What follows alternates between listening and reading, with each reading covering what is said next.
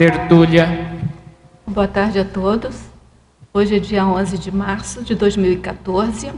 É uma terça-feira, o verbete é de número 2958. Ele tem 7 páginas, 49 elogias e 7 máximos. O tema é toque paraterapêutico na especialidade paraterapeuticologia. Quem redigiu o verbete é a veterana Fabiana Carvalho. Fabiana Carvalho, ela é professora universitária, graduada em fisioterapia, especialista em acupuntura, mestre em reabilitação e inclusão, doutoranda em medicina na linha de pesquisa em neuromodulação da dor, brasileira, natural de Porto Alegre, Rio Grande do Sul, voluntária da Conscienciologia desde janeiro de 2000, docente em Conscienciologia desde dezembro de 2001 e tenepsista desde março de 2011. O toque paraterapêutico é a técnica terapêutica simultânea à transmissão intensa de energias conscienciais direcionada à área afetada do soma do assistido, podendo ou não haver o contato físico, buscando eliminar bloqueios e desequilíbrios energéticos para restaurar a saúde e o bem-estar. Na pensenologia, nós destacamos aí o holopensene pessoal da energossomatologia, o holopensene da interassistencialidade, o holopensene da empatia, a autopensenidade paraterapêutica, os tenepsopensenes e a tenepsopensenidade. Na fatologia, a intervenção terapêutica com as energias conscienciais, o toque físico na região afetada do soma, o local afetado no soma do assistido, quando intangível, impossibilitando o toque físico por parte do assistente, as queixas sem diagnósticos médicos, os pedidos de auxílio, o assistido ativo, consciente e colaborador do assistente nas etapas da intervenção, a necessidade da TARES impacto-terápica para despertar e reeducar o autoconhecimento e o autocuidado, as recins necessárias ao assistido sendo indispensável para a autocura, o fato de o assistente também ser beneficiado na assistência, o redimensionamento da condição pessoal do terapeuta ao entender o problema alheio, a possibilidade de transformar qualquer local em consultório, as repercussões somáticas desencadeadas pelas energias assistenciais paraterapêuticas. Na parafatologia, a autovivência do estado vibracional instalado antes, durante e após o atendimento, os chakras palmares, a exteriorização das energias conscienciais pelas mãos, a ectoplasmia, a troca de A6 durante o contato físico entre consciências, os bloqueios energéticos enraizados na paragenética, o nódulo mnemônico desencadeador de sintomas atuais, a sinalética energética e parapsíquica pessoal do terapeuta, a ocorrência de projeção lúcida antes da consulta, possibilitando o rapport com o assistido e a equipe extrafísica, a interferência do guia maurótico no atendimento, a paranamnese, o paradiagnóstico, a paraterapêutica específica e as comunex paraterapêuticas, a central extrafísica de energia. Na argumentologia, nós destacamos os parágrafos procedimentos. Segundo a interassistenciologia, a verbetógrafa coloca 6 procedimentos utilizados na técnica do toque paraterapêutico. E ela apresenta esses 6 procedimentos em ordem funcional. O parágrafo otimizações, que segundo a experimentologia, são colocadas 6 posturas otimizadoras antes, durante e após a aplicação da técnica do toque paraterapêutico, observadas pelo assistente. Sinalética, segundo a energossomatologia, são apresentadas também 30 sensações ou fenômenos identificados pelo assistente ou assistido durante a aplicação do toque paraterapêutico. E ainda a tabela, que segundo a temperamentologia, a verbetógrafa faz o confronto de 15 traços otimizadores e desfavoráveis ao assistente na técnica do toque paraterapêutico. Na remissiologia, nós destacamos os verbetes autocura, campo energético, mão, omniterapeuticologia, paracontato e recurso parapsíquico. Frase enfática. O toque paraterapêutico auxilia na remissão das patologias somáticas por meio de doação espontânea e intensa de energias conscienciais, objetivando o desbloqueio energossomático. Questionologia. Você admite os efeitos homeostáticos e restauradores do toque paraterapêutico? Já assistiu alguém conscientemente por meio dessa técnica? Na bibliografia específica, a autora coloca 6 fontes de referência. Vamos agora fazer a leitura da mega-análise elaborada pelo João Paulo. Cura, empatia, ectoplasmia, paranatomia, paracirurgia, paraterapia, paracontato, intervenção, heterajuda, acoplamento, exteriorização, bioenergização, para-reparação, amparologia e parafisiologia, manossomatologia, parapercepciologia, energossomatologia, interassistenciologia e paraterapeuticologia. Queremos aqui fazer uma divulgação antes do léxico de ortopensatas, do professor Valdo Vieira, que é a mega GESCOM dele, né? A gente está fazendo a compra antecipada com um desconto de 20% para possibilitar a produção aí da obra, né?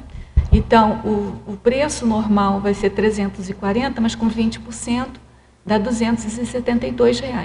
Quem tiver interessado, quem puder antecipar a compra do léxico de ortopensatas, entrar em contato com a Epígrafe pelo telefone, código de área 45, e o telefone é 3525-0867. A Editares também, ela aceita doações para ajudar na publicação dessa obra.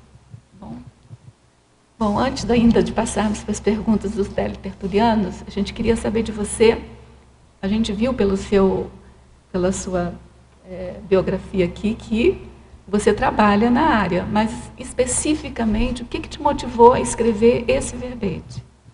Bom, Rosa, primeiro, boa tarde a todos.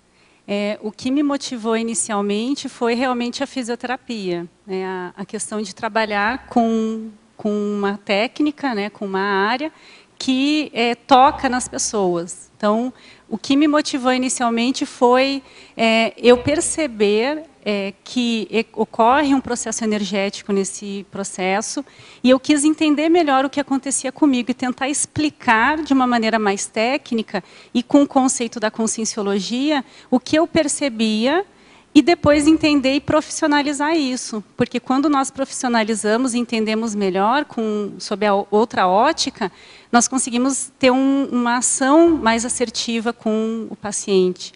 Então, essa foi a minha motivação inicial. Eu fiz um retrospecto ontem, eu já trabalho com fisioterapia há 18 anos.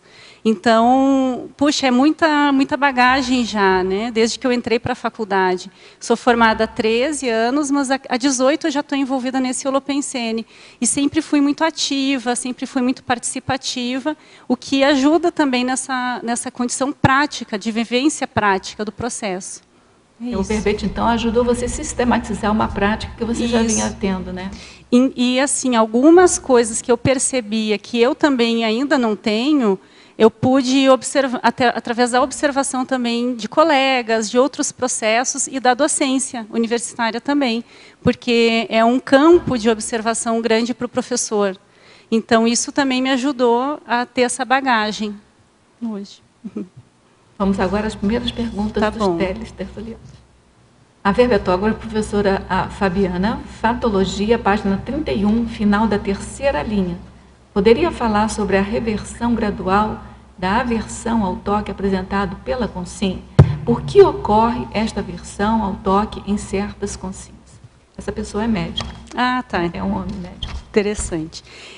Essa questão de aversão ao toque, eu já vi várias vezes na prática, e pensando sobre isso, eu identifico que existe um grau de ou trauma, ou algo que aconteceu, às vezes, na história, na série de vidas daquela pessoa, que culmina hoje numa dificuldade em receber, primeiramente, o toque. Não estou nem falando de carinho, afeto, abraço. Estou falando assim de um toque de uma pessoa externa.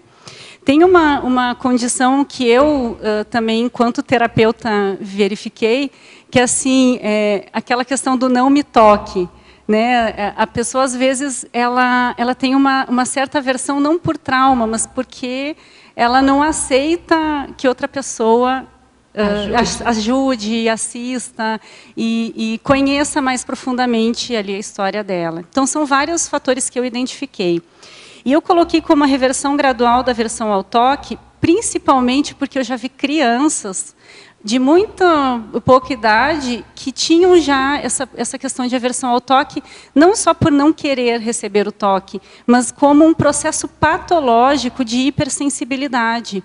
Então, existem técnicas na fisioterapia em que nós gradualmente vamos dessensibilizando. Então, não é só a questão consciente da pessoa, eu não quero receber um toque. Existe também a condição paragenética que desenvolve um processo naquele soma que faz com que aquela pessoa, aquela criança já não consiga ter essa aceitação. Então, dentro da fisioterapia, nós utilizamos desde técnicas de dessensibilização, com materiais diferentes, tentando trabalhar na propriocepção da pessoa, que é esse estímulo, né, de pele, como também tentar abordagens que não comecem pelo toque, para ir gradualmente chegando nesse processo. Vai desde trabalhar com exercícios ativos, para futuramente chegar numa manipulação ou numa terapia manual. Isso. Patologia, página 31, sétima linha. Poderia dar exemplos e esclarecer sobre as queixas sem diagnósticos médicos? Sim, também isso é muito comum, porque tem duas vertentes desse ponto.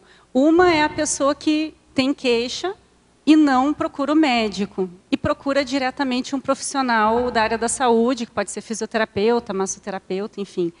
E aí ele chega para nós sem esse diagnóstico clínico, que é extremamente importante. Nós fazemos na fisioterapia o diagnóstico funcional da pessoa. O médico faz o diagnóstico médico, clínico. Então, nós precisamos disso. Então, às vezes, a pessoa ela vai direto para a fisioterapia e não busca esse apoio. Então, existe a necessidade de se buscar isso. Então, nós orientamos enquanto profissionais, fisioterapeutas. Agora, tem também aquele paciente que vai ao médico, aliás, às vezes vai em vários médicos, e não tem o fechamento do diagnóstico dele. Isso é uma outra condição. Então, às vezes, pode ser por um processo ali clínico mesmo, de uma patologia rara, alguma condição nesse sentido. Às vezes, a patologia tem uma base energética, ou tem uma base não física. Então, aquele paciente, eu sempre tenho um princípio que eu, entre aspas, acredito sempre no que o paciente me traz de informação. Eu não duvido da queixa que ele me traz, independente de eu não ver nada no exame. Conforme eu for conhecendo esse paciente, eu vou identificando se esse processo ele não tem diagnóstico, ou porque esse paciente está com uma base aí genética ou paragenética importante, ou se ele tem algum processo psicológico no meio também que pode fazer uma somatização, ou, enfim, entrar nessa área mais emocional. Aí também tem o encaminhamento para psicologia, psiquiatria, que é necessário. Acho que existem muitos sintomas que não tem uma análise clínica que possa te dar o retorno, né? Eu não estou nem falando daquelas patologias que não têm exames laboratoriais de comprovação, porque em muitos casos nós temos, por exemplo, patologias que elas são diagnosticadas, síndromes diagnosticadas pela presença de sintomas. Então, são sintomas que o paciente relata, não são mensuráveis. Então, existe isso também. Então, também é necessário um diagnóstico de exclusão e a tentativa de identificar o processo daquele paciente, o que às vezes leva alguns anos e faz com que o paciente comece a buscar já um tratamento antes de ter o diagnóstico fechado. Que isso é importante também, né? Efeitologia, página 30, primeira linha. Como funciona o efeito paraterapêutico do toque nas couraças musculares? São as mesmas couraças descritas por Reich? Sim, eu coloquei aqui por esse conceito mesmo. E nós identificamos, eu só não encontrei aqui, o efeito paraterapêutico, isso. Porque o que acontece é o seguinte, essas couraças têm a mesma definição, né? Então, a pessoa ela pode ter um processo, até que eu chamo de uma contração muscular exagerada, é como uma proteção, faz como realmente uma couraça. Então, eu brinco assim com essa condição no sentido assim de mostrar para o paciente que muitas vezes para ele o normal é ficar tenso.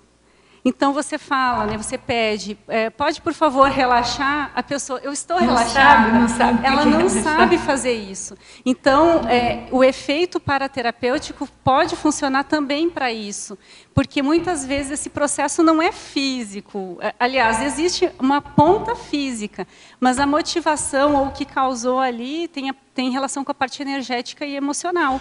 Então, quando você começa a trabalhar com o paciente até desdramatizando a condição, que eu acho que é importante também ter uma leveza, às vezes, para tratar de alguns assuntos um pouco mais pesados, digamos, isso ajuda o processo. Não que vai evitar de, às vezes, ter aquela questão impactoterápica de se posicionar e de saber o momento certo o que falar e como falar para a pessoa. Porque é isso que vai ajudar a pessoa a entrar no processo de autocura, que é essa proposta que eu trago no verbete. Rosa, posso só interromper? Porque eu queria só entender um pouquinho mais, Fábio, isso que você falou. Você falou que os pacientes, normalmente, eles pensam que estão relaxados e não estão. Isso. E como é que... Fala mais. Tá, eu vou te dar um exemplo bem prático. Tem pessoas que fazem uma tensão muscular excessiva na região do trapézio. Tá. Quando essa contração é muito excessiva, nós chamamos de espasmo muscular, ou mais precisamente de contraturas musculares e tensões musculares. É comum que se eleve um pouco os ombros.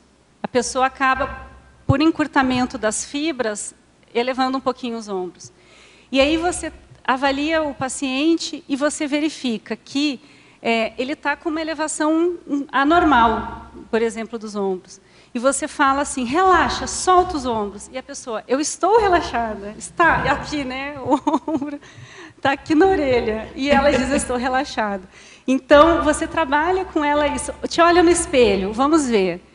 Baixa aí você vai trabalhando com esse alongamento. Aí reposiciona. Aí a pessoa consegue ver, puxa, eu não me dou conta que eu fico assim o tempo inteiro. Às vezes, as pessoas que usam muito computador e ficam lá numa mesma posição por muito tempo, acabam ficando horas e acabam desenvolvendo esse processo cronicamente. Então, é nesse sentido. E quando a pessoa relaxa o corpo, automaticamente ela se percebe melhor também. Claro. Eu falo, a pessoa se acostuma muito rapidamente com o processo doloroso de incômodo. A pessoa se acostuma a estar com o músculo tenso, quando deveria ser o contrário. A gente deveria, né, ter um relaxamento e quando existe uma tensão, nós já imediatamente conseguimos perceber isso. Não, é o contrário. Normalmente, não estou generalizando, mas a pessoa ela identifica o processo, aí nós temos que ensinar a pessoa a relaxar o soma. Então, através do trabalho com energia, isso é muito mais rápido. Só que nem todas as pessoas elas vão compreender esse processo. Então, nós trabalhamos muito com, por exemplo, o biofeedback, que é um aparelho que você pode colocar no músculo e ele gera uma linha, um traço no computador. E aí o paciente consegue ver a ativação muscular dele em repouso e ver que ele já mantém uma contração acima do normal em repouso, porque é necessário naquele processo dele. Entendi. Obrigada. Um efeito ombreira, né? Eu conheço muitas pessoas com efeito ombreiras naturais, que são assim impertigadas. Mas a gente vê também outros traços de rigidez quando isso aparece, né, Fábio? Assim, um militarismo no cotidiano, quer dizer, aquela disciplina rígida, são extremamente rigorosas consigo mesmas e não se perdoam nenhuma falta. Então é uma condição assim que vai toda uma gama mais completa de problemas, né? Quando nós entramos assim para entender o soma, você vê que é a pontinha do iceberg, né? Tem lá uma ponta, tem todo um mecanismo por trás, tem todo um temperamento, toda uma paragenética que eu acho que também é super importante ressaltar isso, porque é importante que que o profissional ele consiga entender que existe isso e não só a parte física, senão a gente fica muito prático, né? E acaba não ajudando tanto. E só complementando, é tão importante essa questão do profissional estar atento a isso e fazer essa correlação entre o corpo e as emoções, porque às vezes na fisioterapia a gente mexe, né? Começa a trabalhar com o paciente, ele começa a chorar. E aí o profissional, mas o que foi? Ele fica assim, meio que entra em pânico, porque, mas nossa, não fiz nada. Mas não é, aquela liberação muscular, o alívio, que tem tudo a ver com a parte emocional. Aí ele relaxa e às vezes começa a chorar, nem sabe por quê, mas aí entra num desbloqueio energético também, né? Isso mesmo. Você falou que a gente vai acostumando com a dor. Tem uma palavra que agora não está me vindo na memória aqui, que é exatamente isso. Você sente alguma dor, e aí você se coloca naquela posição daquela dor. Eu estava lendo sobre isso. Postura antálgica ou antiálgica. Acho que é a postura antálgica. Isso aí. E aí você se acostuma com aquela postura, né? E aquilo, eu estava lendo exatamente na tua área, que aquilo cria uma série de repercussões na área da fisioterapia mesmo, né? E aí não é bem acostumar com a dor, é que você vai se curvando a dor, você vai se ajeitando ali, e se não procurar recurso, você acaba ficando até com bloqueio. Acho que muitos bloqueios devem ser por isso, né? Que você vai se ajeitando, você vai se acomodando ali, se alinhando com a dor, né? Mas é um paradoxo, né? Eu acrescento uma condição. Tem pessoas que se acostumam com a dor. Com a dor mesmo. Uhum. É como se fosse uma segunda natureza dela. Mas chega uma certa época que se você não fizer isso, você não vive também, né? Mas aí é que tá. Tem pessoas que aí... uma coisa é você está fazendo tudo, ter a questão normal ali, normal entre aspas, mas que pode acontecer da pessoa até do envelhecimento, né, Cris? Agora, tem aquela pessoa que aí se acomoda naquele processo e não busca ajuda. Acomodação passiva, né? Isso mesmo. Fábio, na dança de salão, a maioria dos bailarinos profissionais, eles vivem sempre com dor. É o hábito deles, é o dia a dia deles. Eles acostumaram a ter dor desde pequeno. Quem é profissional e dança, faz a dança de salão mesmo em apresentações e teatro, essa pessoa vive com dor. Esporte, essas atividades que exigem um extremo do soma. Não é só, né, tem a questão da dança, mas esporte isso também é muito comum. Verdade. Ginástica artística. Então, o ser humano, ele consegue se adaptar ao processo. O que eu estou até querendo relatar aqui, trazendo o verbete, é mais o processo não adaptativo da dor, que acho que é bom a gente até deixar claro, porque existem todos esses processos, né, que a Fabiana até colocou agora. Existe também o processo da pessoa que tem um processo crônico e que ela aprende a se adaptar àquele processo, ficando bem, vivendo, produzindo, né? Isso é bom a gente diferenciar. Mas eu estou falando daquela dor não adaptativa, uma dor crônica, um processo aí patológico que gera um processo energético naquela pessoa, de bloqueio, de estagnação. Então, a gente está sempre que sente dor, a recomendação é procurar saber se tem algum recurso para aquilo, né? Não é normal sentir dor. Não é normal. Em Paradoxologia, página 33, por que ocorre o paradoxo do toque doloroso aliviar a dor? Destensionaria, assim, as tensões musculares? Sim, existem algumas técnicas, especialmente na fisioterapia, não exclusivamente, que é necessário que nós tenhamos um acesso àquele local, àquele músculo, ou alongamentos. E muitas vezes nós vamos tocar aquela região que já está dolorosa, né, já tem um processo de dor, mas muitas vezes nós vamos trabalhar com um acréscimo de pressão naquele local, com o intuito de reverter o processo. E por isso que é um paradoxo. Então, você está provocando aparentemente mais dor naquela pessoa, naquele local, e isso alivia a dor, às vezes imediatamente após a execução da técnica. Isso é realmente impressionante. Quem faz é impressionante isso. Isso mesmo. Enquanto você não encontra aquela dor, você não resolve o problema. Nós chamamos isso de desativação de ponto, gatilho, mas é uma desativação daquele bloqueio, daquele processo. É bem interessante. Realmente. Eu queria lembrar, parabéns pelo verbete, que até o toque do doing, né, quando a gente pressiona num local, exatamente dá uma dor, mas é uma dor de alívio, porque aí você está desbloqueando, né, aqueles canais de energia. Então é um exemplo. Eu tinha uma amiga minha de infância que ela dizia assim, é uma dor risonha chorosa, você não sabe se ri ou se chora. E é perfeito, né? Você não sabe se ri ou se chora com aquela dor, porque você sabe que vai aliviar. Mas tem algumas dores que são...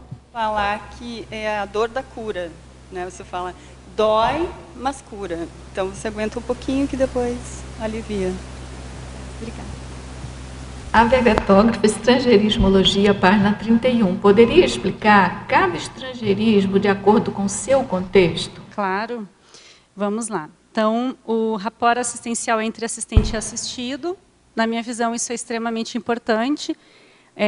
Quando não existe esse rapport, o tratamento ele vai ter um limite que, para mim, não é o adequado. Então, quando eu não identifico logo de início esse rapport, eu vou construindo isso. Por isso que é importante conversa. Eu tento criar um processo empático com a pessoa, para que eu possa fazer esse rapport. Eu vou criar esse rapport, se ele não for algo meio instantâneo, às vezes eu conheço já a pessoa. Os insights promovidos pelo amparador extrafísico de função ao terapeuta, isso também é bem interessante, porque acontece muito, às vezes você está numa determinada abordagem com aquele paciente e daqui a pouco é como se acendesse uma lâmpada. Puxa, não tinha pensado nisso. E aí vem uma ideia e às vezes você, né, aborda aquilo de uma maneira adequada ali com o paciente e você vê que aquilo era a chave para o processo dele. E não fui eu sozinha que pensei isso, não trabalhei sozinha, eu trabalhei em equipe. Então é interessante ter essa visão também. A intervenção no locus minoris resistência somático, que seria, então, trabalhar... Aí eu já faço um link com a parafatologia, com o nódulo holomnemônico, porque esse nódulo, para mim, é o locus de menor resistência daquele paciente. E isso pode ter uma base paragenética muito importante. Esse nódulo holomnemônico, ele, para mim, vem de uma questão paragenética ali daquela pessoa, um trauma, algum processo, enfim. E quando nós trabalhamos com isso, é o que a Cristina estava falando antes, é abrir a caixa de Pandora do paciente, muitas vezes. Então, já cansei vi várias vezes, de você trabalhar, por exemplo, com um ponto que provoca dor, né? Trabalhar ali com uma pressão, enfim, uma técnica determinada, e isso provocar, além da melhora daquele local, uma emoção exacerbada, a pessoa começa a chorar, uma catarse. É como se fosse realmente abrir a caixa de Pandora daquele paciente. Quando acontece isso, como a Cristina falou também, inicialmente, logo que eu comecei a trabalhar, eu me assustava. Eu disse, o que é isso? Eu não vou saber lidar. E com o tempo você vai aprendendo que isso pode acontecer. Mesmo não cavadamente, mesmo que eu não procure isso, normalmente acontece. Pode acontecer. Então, é nesse sentido. E os after effects paraterapêuticos são os efeitos após o atendimento, né? A questão, os efeitos posteriores paraterapêuticos. Então, não só de melhora do processo, mas, às vezes, insights que a pessoa mesma tenha sobre o processo dela, porque a gente está falando aqui de autocura. Então, eu estou falando de uma técnica que vai provocar naquela pessoa uma liberação energética, mas que primariamente vai trabalhar também com a questão de autocura dela. Então, todos os mecanismos que ela tem, a questão de temperamento, de traços faltantes ou traços trafares que aquela pessoa tenha, às vezes vão vir à tona. E isso também faz parte do efeito da terapia. Pode. Você comenta aqui da questão da aversão ao toque, né? Sim. E você fala de crianças também. Pela questão do estudo do autismo, da síndrome do autismo, Asperger ou outro tipo, a criança já com 18 meses, no máximo, ela já começa a ter essa aversão ao toque, né? Inclusive da mãe ou de qualquer pessoa próxima. Você pegou algum trabalho assim para trabalhar com criança autista alguma vez? Com criança autista, não. Nunca trabalhei. Quando eu trabalhei com a parte de pediatria, aparecia para mim pacientes mais de paralisia cerebral, outros processos, e não autismo nunca trabalhei. Então, eu não tenho experiência com isso. Eu tenho essa experiência mais com crianças, enfim, que tivessem algum processo, até alguma síndrome, alguma questão assim, mas que tinham aversão ao toque, mas não especialmente o autismo. Mas do que eu já vi, às vezes de colegas atenderem e de comentários, enfim, que isso também é muito evidente no autismo. É um padrão, né? Neles é um padrão, quer dizer, a repulsão a qualquer tipo de contato humano. Mesmo então, porque, às vezes, eles preferem até uma máquina para fazer isso, e tem uma autista que desenvolveu isso, a máquina do abraço, né? Sim. A Temple. Ela desenvolveu isso porque ela tinha repulsa ao toque humano. Quer dizer, é uma coisa que está numa paragenética muito profunda, né? Exatamente. Ligando o toque à dor. Isso aí. Por isso que eu quis colocar esse processo aqui também. Mas, infelizmente, não tenho assim, experiência direta com o autismo, não. Você sabe que essa coisa de associar a paragenética de outra vida, aconteceu um fato comigo. Eu faço fisioterapia com a Aline, né? Nossa colega aqui. Daqui a pouco ela deve estar Daqui a pouco ela está aí, E aí ela fazia alongamento, então esticava o braço para cima. Quando eu vi aquele filme do Giordano Bruno, que eu vi que ele foi torturado e que ele ficou semanas depois jogado na cela para recompor as articulações, eu não permitia que a Aline puxasse meus braços mais. Entendeu? É como se eu estivesse vivendo aquilo. Não sei se eu assimilei alguma coisa, não sei se eu rememorei alguma coisa, não sei o que foi. Alguma coisa. Que eu não consigo, sabe? Deixar que o outro faça alguma coisa com meus braços mais, assim, né? No sentido de alongar, de puxar para cima. Eu fiquei com alguma... Eu rememorei alguma coisa aí que até agora eu não dei conta. Aí o interessante é aos poucos isso ser trabalhado. Por vocês duas, no caso, né? Porque isso vai te ajudar. Pensa bem, não é a fisioterapia mais apenas, mas é um processo que vai te melhorar por muitas outras coisas, né? Não só a parte física. Está pensando em fazer até uma consciencioterapia, né? Para ver a origem dessa... É um nó gordo aí. E isso é um fato, pelo menos para mim foi um fato, né? Assim, que eu vivenciei assim. E isso também nós identificamos como cinesiofobia, que é o medo do movimento. Não que você tenha isso, mas momentaneamente, a partir daquele processo, determinado tipo de movimento ele tem essa aversão a esse movimento. Então, é interessante disso ser falado, trabalhado, porque aos poucos vai limpando. Isso. E acrescentando, existe hoje até uma técnica dentro da fisioterapia até uma área que vem crescendo, né? Que é a microfisioterapia. Inclusive a Aline, ela é especialista nisso.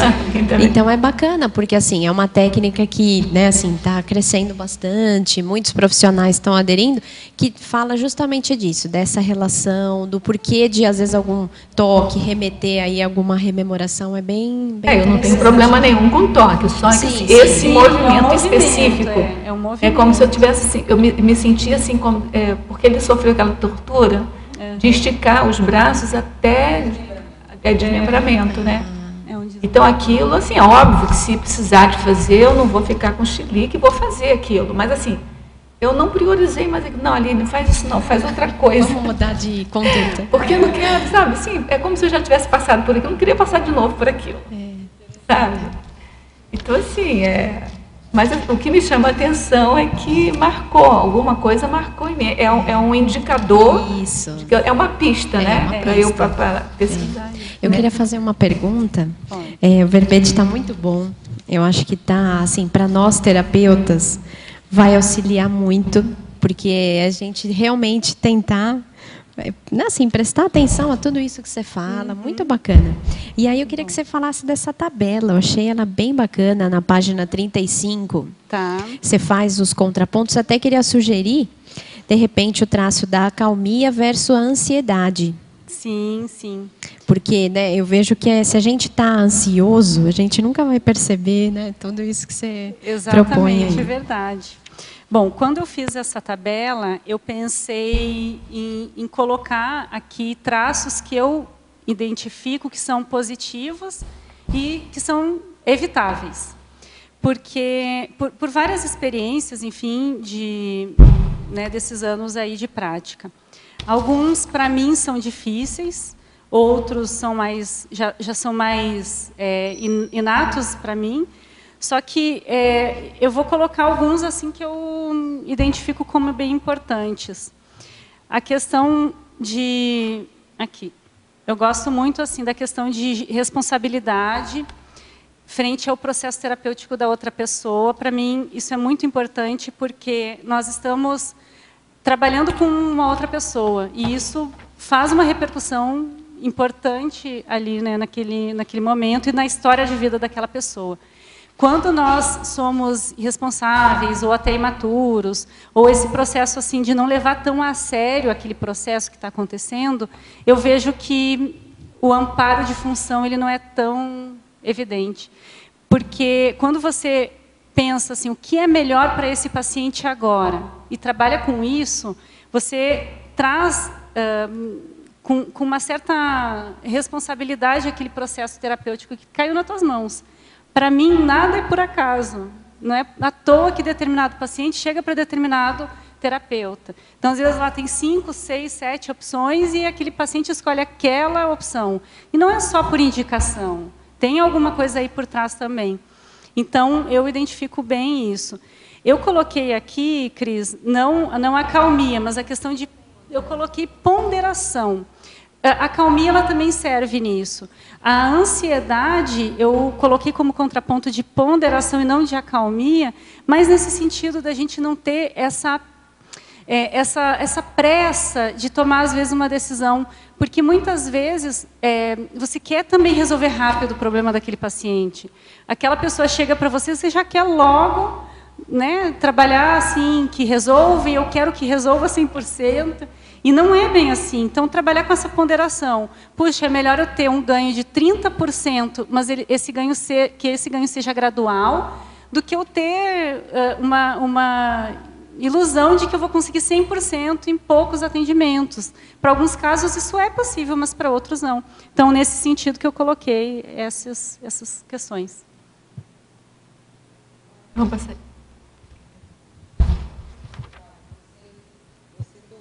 Ponto da responsabilidade, né? E você se remete a essa ideia também aqui na parafatologia, é a terceira linha de baixo para cima, a reconciliação proporcionada pela responsabilidade cosmoética. Você pode comentar? Posso. Até assim bem importante esse ponto para mim, porque por algumas vezes, não foi nenhuma só, foram várias, algumas vezes, eu tinha algum processo com determinada pessoa. E, assim, eu estou falando disso mesmo, assim, de ter algum... Assim, às vezes, não só um atendimento, mas eu, às vezes, já conhecia a pessoa. E ter aquela... Eu não digo aversão, mas, assim, não batia muito. Uma diferença. Uma diferença. E, daqui a pouco, a pessoa chegava para mim. Aí eu... Ops, é o meu momento também de trabalhar com isso comigo.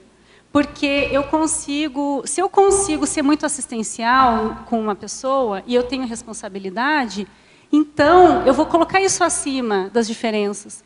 E quando eu vejo e me dou conta, eu já estou com uma afinidade muito grande com aquela pessoa, porque eu tento ver o lado bom dela. É muito interessante isso. E isso eu vi na prática, eu fiz questão de colocar isso, porque eu acho que nós, enquanto terapeutas, temos que ter isso também em mente. E, às vezes, não é só uma pessoa que a gente já conhece. Às vezes, chega um paciente que você, de primeira, tem até o que eu coloco na fatologia, que você pode ter um antagonismo em relação ao paciente. E muitas vezes, sabe-se lá de onde que vem esse antagonismo. É gratuito. E aí você... trabalha com essa questão de responsabilidade e aí, através da responsabilidade, você consegue minimizar, cortar e reconciliar com aquela pessoa. Agora, a gente vê que isso não é só uma questão da fisioterapia, isso acontece na vida. Na vida, como um todo. Exato. Aparece justo aquela pessoa para trabalhar com você no voluntariado, aquela pessoa que vai te alugar o apartamento, que você vai comprar a casa. Então, eles vão aparecendo com os endereços todos certos. Exato. E aquilo, às vezes, a pessoa não sabe aproveitar. E vale aquela fórmula que o amparador está onde está o assistido, ou onde está a assistência. Se você transforma a situação de hostilidade numa oportunidade de assistência, o amparo vem e minimiza. Ou seja, você adquire até, às vezes, um rapport com aquela pessoa. Exatamente. Mais positivo. Isso é bem curioso. E acontece muito. E eu quis colocar aqui, eu sei que acontece, né, em vários momentos da nossa vida, mas no atendimento isso também acontece, e eu já vi processos e colegas aí abortando isso. Né, as colegas fisioterapeutas que estão aqui, não, esse paciente pega você, porque eu não dou conta de atender essa pessoa. E aí eu comecei a ver, puxa, é a maior oportunidade que a pessoa tem de reconciliar com outra, enfim. Fábio, é isso. Queria te fazer duas perguntas. Tá. Uma era uma sequência do que a Malu falou das crianças de 18 meses terem aversão ao toque. Como é que você identifica que a criança tão pequenininha já tem aversão ao toque? Ela não quer abraçar? Como é que se percebe isso num bebezinho? Às vezes, pelas expressões faciais e choro e tudo, quando existe o toque. Como eu falei, eu não tenho tanta experiência em pediatria. E a experiência que eu tenho já é de crianças um pouquinho maiores. Assim, crianças ainda, mas de 1, 2 anos, que já se expressam um pouco melhor do que bebês. Bebês eu acho bem complicado. Aí eu não sei se alguma das colegas aqui tem experiência com bebês. Acho que não. Pelo contrário, com idosos. Mas eu acho que eu vejo muito pela criança assim que foge do contato. Então você vai lá, porque com criança tem muito isso de proximidade. Você abraça, né, vem cá e tal, e a criança faz isso aqui, ela empurra. Ela não deixa. E quando você faz a técnica, realiza a técnica, aí é choro, é a retirada, né, enfim, do segmento corporal que você está trabalhando. Então, isso a gente identifica como essa aversão ao toque. Que no adulto é fácil, né? No adulto é fácil. Mais uma pergunta sobre locus minores resistência. As pessoas que têm o corpo físico bom, que fazem exames normalmente que não têm um locus minores identificado, isso pode até ser um problema, porque, de uma certa forma, o locus minores também é uma válvula de escape. Eu nunca pensei sobre isso, está me vindo agora. Né? Eu não sei, eu nunca acompanhei alguém que não tivesse. Isso que eu ia falar. Essa é a minha experiência. Sempre tem. Então, você vai lá, na acupuntura é interessante uma outra coisa. O que a gente acha que é um locus de menor resistência aqui, para a medicina chinesa o que a gente acha que não às vezes, na medicina, você considera. Então, por exemplo, tendências, preferências ou algum sintoma que não seja desconfortável, mas é algo que acontece repetidamente, pode, para nós, já ser um ponto de menor resistência para daquela pessoa. Mesmo que não tenha um desconforto. Eu acho que é legal de a gente entender que nem sempre esse ponto ele vai ser desconfortável, mas ele é uma predisposição que aquela pessoa tem para uma determinada doença, às vezes até no futuro. Uma doença que se repete, alguma coisa, uma área específica. Isso. Às vezes, deixa eu tentar assim, te dar um exemplo, a pessoa não tem nenhum problema no sistema gastrointestinal, mas se ela fica nervosa ou se ela fica muito preocupada, ela tem uma diarreia. Aparentemente não, né, pode não ser, mas isso já é um processo que com o tempo vai evoluir, vai piorar, se ela não mexer nisso. Fábio, eu acho também que tem o chakra de ataque. Aquele, também, aí a gente o principal, ampliar. Bateu lá, você já sabe que o órgão correspondente levou uma pedrada. Então, já é para a pessoa perceber. Né? Um vai apresentar o nucal e vai ficar depois com contrações. Já vi gente assim que ficou um processo de assédio e no dia seguinte estava de colete cervical, porque ela fez uma tal contração para evitar aquela abordagem extrafísica na sala de aula, o processo de parapsiquismo mesmo, de semipossessão, que no outro dia ela estava de colete cervical. Ela nem percebeu que isso tinha essa origem, mas a gente, na prática da energética, a gente identificou. Então, acho que também as intoxicações energéticas são um bom sinal para a pessoa entender essa questão do locus, né? É verdade. Mais ali na página 34, sobre a desassimilação. O que você costuma usar, que você lembra? Que eu acho que isso é muito importante, né, para a gente. Tá. Aqui eu coloco, esse é o meu ponto de menor resistência. E eu lembro que em 2005 ou 2006, eu fiz uma pergunta para o professor Valdo em relação à sala de espera. Porque às vezes os pacientes estão lá na sala de espera e começam a falar todas das suas doenças e aquilo vai virando um bolsão ali de reclamação. E eu fiz uma pergunta sobre isso. E ele olhou para mim e respondeu assim: sabe o que é mais importante? É a desassimilação do terapeuta. Aí eu, gente, o que tem a ver, né, esse processo? Aí eu parei para pensar no meu processo de desassimilação. E eu vi o quanto que eu tenho ainda deficiência nesse processo. Por isso que, muitas vezes, eu tento priorizar assim, várias coisas, não só o estado vibracional, que para mim é o mais importante. Para mim, o estado vibracional. Agora, eu lavo as mãos, obviamente que eu faria isso, mesmo sem pensar em energia, mas eu faço isso já também com o intuito de desassimilar. Eu tento tomar água entre um atendimento e outro, eu faço todo um mecanismo de profilaxia que, de uma certa maneira, já funciona como uma desassimilação.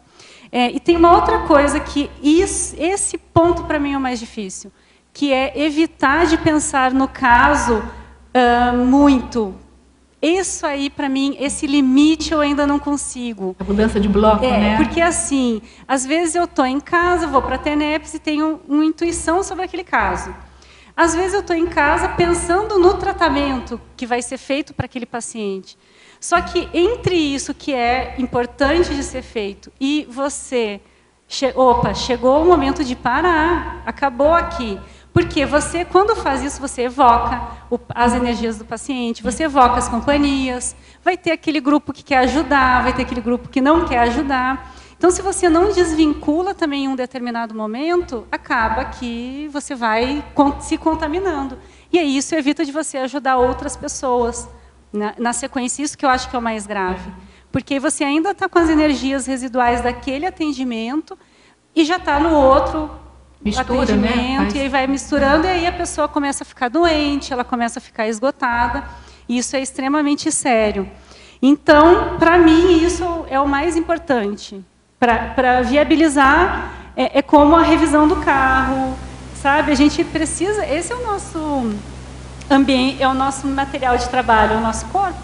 Sem ele bem e sem a desassimilação.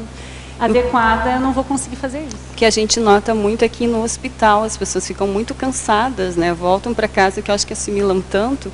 E quem não conhece de trabalho energético, você vê que tem muito sono, as pessoas dormem nos finais de semana 8 a 12 horas, né? Perdem um horror de tempo porque chegam muito cansadas. Então, acho que realmente essa desassimilação, todo profissional e nós que sabemos as técnicas, temos que nos policiar. Por isso que eu te perguntei, porque eu também, eu esqueço, me passo, dali a pouco, puxa vida, a gente tem o conhecimento e não está praticando. Mas é isso, obrigada. Isso é tão importante quanto a técnica ser realizada. É esse peso que eu quero dar. Porque sem você se cuidar, você não vai conseguir continuar cuidando e ajudando os outros. Eu acho que é mais sério, que você pode ser veículo de contaminação energética no próximo paciente. Exato. Também, e se a gente contar pode piorar ainda a situação do próximo. Né? E aí vai sério, né? Isso mesmo. Dentro dessa ideia, uma otimização é a prática de atividade física, né? Também, isso mesmo. Porque, né? Eu não falei, mas isso é uma boa forma de desassimilar. Isso, né? Porque além de ajudar nesse processo, a gente precisa estar muito bem. Estar disposto, ter um bom soma, né? Eu penso muito isso em relação a mim, assim, trabalhando na gerontologia, porque eu penso, eu tenho que cuidar do meu soma, porque eu quero ser fisioterapeuta até que idade, né? Se eu imagino, eu vou trabalhar, sim, e aí assim, eu vou trabalhar mais 20 anos com isso, né? Sendo físio, então eu vou ser quase uma idosa trabalhando com idoso, então tenho que me cuidar, né? Então a importância aí do terapeuta fazer atividade física, né? A veretógrafa, antonimologia, página 31, primeira linha. Como poderia comentar sobre a inclusão do reiki nesta sessão? Sim. Qual ponto na definologia que não se enquadra no reiki? É aquela diferença? Sim, a gente até conversou. Para mim, o que acontece? O reiki é uma técnica já muito definida, muito específica, e tem as condições. Embora também trabalhe com energia, o enfoque que eu quero dar é outro. Se eu colocasse como um sinônimo, eu ia estar dizendo que a técnica que eu estou propondo é muito parecida com essa, e não é. Então, a pessoa deve ter lido o verbete, mas assim, eu conheço pouco do reiki, não sou assim, uma grande estudiosa, mas o que eu vejo é que existem muitas diferenças em relação até a própria questão do terapeuta em relação ao paciente. Porque não tem questão de mestre, não tem questão de mística, misticismo não está no meio. Eu estou eliminando isso quando eu coloco o reiki na antonimologia. Embora ele também seja uma técnica que trabalha com esterilização de energias. Só que é uma outra abordagem. Há muita ingenuidade na questão dessa canalização da energia do universo que eu passo para o outro. Só que eu sou fumante, obeso, não faço uma alimentação saudável, não tenho exercício físico, sou sedentário e, principalmente, não me preocupo com a minha pensenidade. Autopensenidade. Posso pensar qualquer coisa que, na hora da canalização do universo, o universo resolve o meu problema. E o universo não resolve, que ele não está aqui para isso. Então, o que a gente vê muito são todos esses tipos de atendimento e pessoas com burnout, por assim aguda. Exatamente. Assim aguda, burnout, em gente que está ali, pode ser o médium sensitivo que dá passe, pode ser a pessoa que vai benzer, o outro que vai rezar, que se a pessoa não rezar muito mesmo, ela vai ficar numa situação muito complicada, porque depende dos amparadores que tem, normalmente dentro do misticismo são guias amauróticos, quer dizer, que estão iguaizinhos ou muito parecidos com o próprio assistente, então a situação fica bem complicada. Há muita ingenuidade, há muita irresponsabilidade até, porque põe a própria saúde em risco, por causa do locus minori resistência do assistente, que acaba doente, morre da cura, quer dizer, ajuda a curar o outro, mas morre da doença. Você pontuou mais uma questão, que a gente já conversou sobre isso, que era da atuação intencional do... Isso. Né? Essa que era a questão mais séria, seria essa. A pessoa ela ter esse processo não instintivo, digamos, mas ela desejar fazer a exteriorização de energia para aquele local, pensando naquele desbloqueio específico. É diferente, então, assim, é bem diferente desse processo. É atividade, não passividade, né? Exatamente. É bem diferente, é bem... Porque aqui, quando você fala em antonimologia, só para a gente entender, né, pelo conforto da enciclopédia, não necessariamente é uma coisa antagônica. Sim. Mas são as questões que demonstram muita diferença. Tem bastante diferença e você quer chamar atenção para essa diferença, que é o caso aqui, né? Embora eles trabalhem com energia, mas olha a diferença que é, né? A sindromologia, página 33, última linha. Poderia comentar a síndrome do não me toque, dificultando o acesso ao assistido? Ah, tá. Aqui, essa síndrome, até eu falei no início um pouco da questão de aversão ao toque, mas aqui eu estou me referindo também ao assistido, mas também ao assistente. Embora, se a pessoa ela tem uma dificuldade de tocar nas outras pessoas, dificilmente ela vai para uma área de atuação dessas. Embora eu já tenha visto alunos assim, que chegavam lá no meio do curso e falavam, olha, eu não gosto de encostar nas pessoas. Aí a gente tem que orientar, talvez você esteja na profissão errada, né? Ou trabalha isso, ou, né, desiste. Mas o que mais é importante, que é o que a gente já falou antes, essa questão do assistido não se deixar tocar. Porque eu vou ter um acesso, né, comprometido ali, ou pelo menos dificultoso. Embora eu esteja colocando aqui, também é importante que essa pessoa não deixe de fazer um determinado atendimento em função disso. Porque vai se trabalhar isso até chegar um momento que você consegue, enquanto assistente, reverter ou ajudar aquele paciente a sair desse processo. Tem meios, né? Que você comentou no início, né? Que você vai trabalhando atividades, né? Começa com exercícios ativos. Evita onde você não toca na pessoa até que chega o momento que a pessoa está pronta. Enfatologia, página 31, final da 7ª linha. É destacado o assistido ativo. A gente falou nele agora. Assistido ativo, consciente e colaborador do assistente nas etapas da intervenção. Poderia exemplificar as posturas do assistido ativo? Claro. Aquele assistido que reflete sobre o que é falado no atendimento, leva para a prática as orientações, aquela pessoa que ela te ajuda a ajudá-la, que isso também é importante. Eu brinco que tem pacientes que eles conseguem entender o processo deles através dos insights que eles vão também recebendo no próprio atendimento. E, às vezes, até na acupuntura acontece muito isso. Você, por exemplo, estimula um determinado ponto, daqui a pouco o paciente, conhecendo ou não a energia, ele te mostra todo o trajeto daquele meridiano, que você acabou de desbloquear um ponto daquele meridiano. Então, ele vai te dizendo, nossa, eu senti isso, eu senti aquilo. E aí ele vai colaborando. Enquanto traz a solução, exatamente, ele já pensou sobre o problema dele. Então, ele traz para também debater isso contigo. O que você acha disso? Eu pesquisei sobre tal coisa. E você vai orientando aquele paciente também para esse fato. Isso. Em crescentologia, página 33, como podemos desenvolver o temperamento assistencial?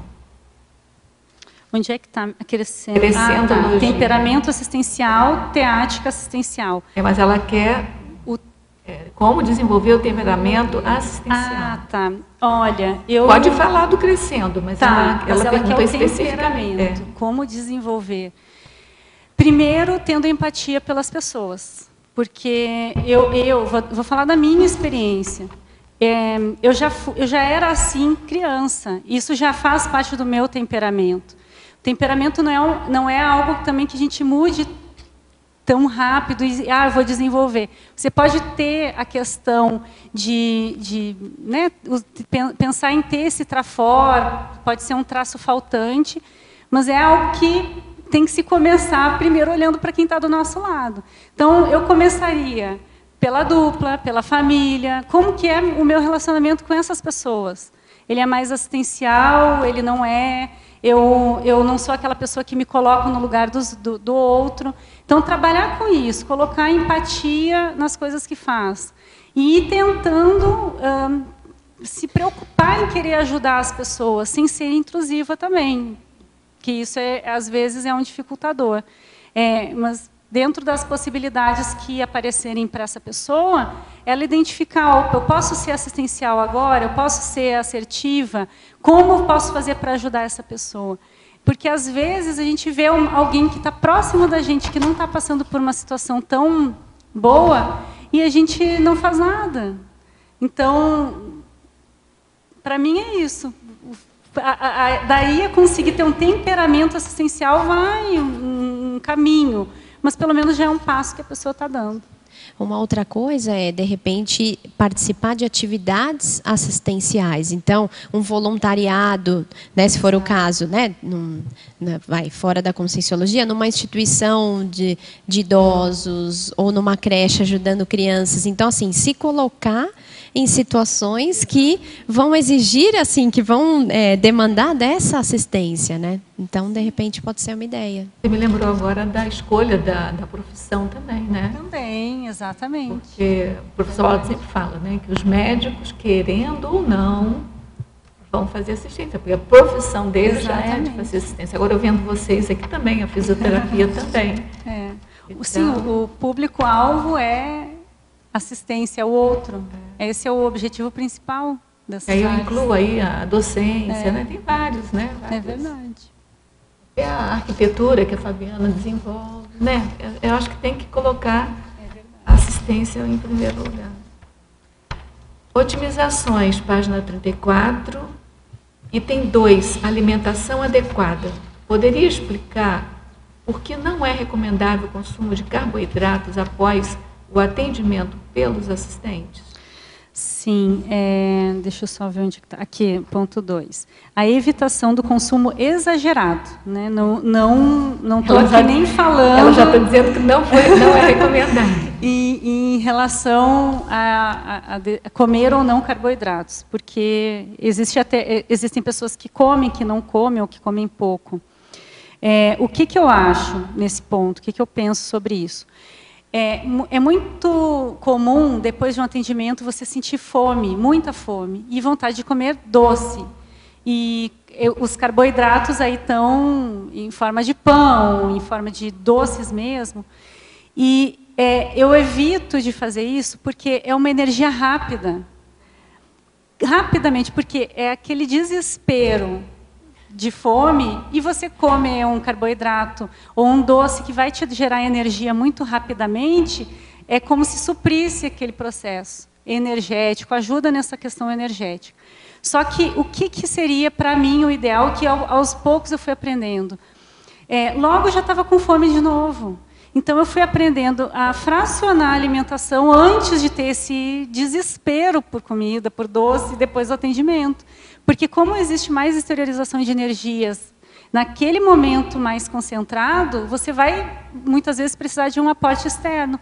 Mas, então, leva uma fruta, faz esse fracionamento para não chegar ao final e justificar, eu estou com fome, então eu vou pôr o pé na jaca e vou comer de tudo, porque eu doei energias. Né? Enfim, aí entra naquela outra questão que a gente já abordou aqui, o cuidado com soma do assistente. E a alimentação faz muita parte disso também, não só a questão de exercício. Fábio, Oi. Lembrei, a pessoa falou em comer, né? Comer aquele churrasco, picanha, né? Sai comendo depois de uma assistência. Mas eu queria te perguntar na página 33, em ciclologia. Tá. O primeiro ciclo, se você pudesse falar um pouquinho mais da relação dele. Aqui, o ciclo patológico, dor, espasmo muscular, diminuição de oxigenação muscular, necrose tecidual. Esse é um ciclo patológico bem comum, que é o desenvolvimento de contraturas musculares. Quando nós temos um ponto muscular, que aquele nódulozinho que a gente às vezes percebe, sente, e não só uma banda no músculo que seja toda tensa, mas também um ponto específico, é esse processo aqui que a gente está falando. Então, a pessoa tem um processo de dor constante, crônica, tem um espasmo muscular, e isso tudo vai sendo um efeito em ciclo, em cadeia. Então, um vai levando ao outro. Quando existe um espasmo muscular constante, nós temos vasos sanguíneos que permeiam os músculos, as fibras musculares. E quando existe uma tensão muscular, eles são fechados em até 60%. Já existem pesquisas que mostram isso. Então, existe uma redução de fluxo sanguíneo muscular. E aí diminui essa oxigenação do músculo, e isso gera pontos de necrose tecidual que nós consideramos como áreas mais tensas, nodulares mesmo. Então, esse processo é um processo cíclico. Tá. Pode gerar esse processo. Eu te perguntei, porque me chamou a atenção a palavra necrose, né? Porque a necrose é algo que a gente não recupera mais. Né?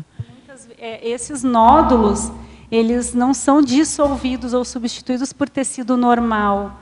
Eles vão permanecer alterados. Tanto que nós chamamos, quando a pessoa não tem dor, não está com dor naquele ponto, fez alguma técnica, enfim, nós chamamos esse ponto de ponto latente, porque ele continua lá, só que ele não está ativo. Então, para mostrar que você não reverte esse processo depois de instalado, você ameniza, você melhora, mas não há uma reversão. Obrigada. Fábio, é preciso falar muito mais dessa questão. Mialgias, tem que se falar muito mais. Principalmente devido ao processo do ectoplasta. Sim. Que ao fazer a sua ejeção ectoplásmica, que você fala aqui num polinômio, ele tem mioclonias, ele tem uma série de processos, espasmos voluntários, involuntários, totalmente naturais dentro, e tudo indica essa questão da busca do doce, da glicose, pós-trabalho de doação de de ectoplasma em geral, tem a ver com a própria, vamos dizer, com o metabolismo do glicogênio dentro da musculatura. E que não é ainda muito bem levantado. Esse assunto não é discutido, não é falado com a seriedade que deveria falar, porque está dentro do processo paraterapêutico direto. Um doador de ectoplasma, seja ele geral ou neuroectoplasma, ele tem que estar muito bem informado sobre a sua realidade. Exatamente. Ele tem que estar muito bem alimentado, ele tem que ter um acompanhamento clínico específico, ele tem que estudar esse metabolismo do glicogênio, fígado e músculos, ele tem que saber mais de fisiologia. Eu vejo o professor Valdo sempre chamar a atenção para se estudar mais fisiologia, para poder entender a parafisiologia da questão do ectoplasma. Exatamente. O que você viu disso? Por que você colocou nesse polinômio? Tá, e até no ciclo, né? Até interessante isso, eu vou fazer um contraponto com isso que você falou também.